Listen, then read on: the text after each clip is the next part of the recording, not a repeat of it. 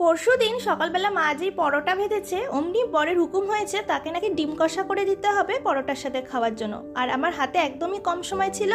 আর অবশ্যই তোমরা এই ডিম কষা রেসিপিটা যারা ব্যাচেলার আছো তারা ট্রাই করবে, আর না ছাড়া যাদের হাতে কম সময় আছে তখন ফটাফট এই রেসিপিটা ট্রাই করে দেখো, খেতে কিন্তু অসাধারণ হয়। তো প্রথমে আমি দেখো এখানে নুন হলুদ দিয়ে ডিমটা ভেজে নিয়েছি, তারপর কড়াই তেলের মধ্যে তেজপাতা, শুকনো লঙ্কা, গোটা গরম মশলা ফোড়ন দিয়ে পেঁয়াজটা দিয়ে দিয়েছি। পেঁয়াজটাকে ভালো করে ভেজে নেওয়ার পর আদা রসুন পেস্ট দিয়েছি, তারপরে দিয়েছি কাঁচা লঙ্কা বাটা, পরিমাণ মতো নুন আর হলুদ দিয়ে মশলাটাকে কিছুক্ষণ ভেজে নেওয়ার পর আমি বেশি করে দিয়ে দিয়েছি সেজওয়ান সস আর দিয়েছি 1 চামচের মতো সয়া সস। ব্যাস, আর কিন্তু কোনো রকম মশলার দরকার হবে না।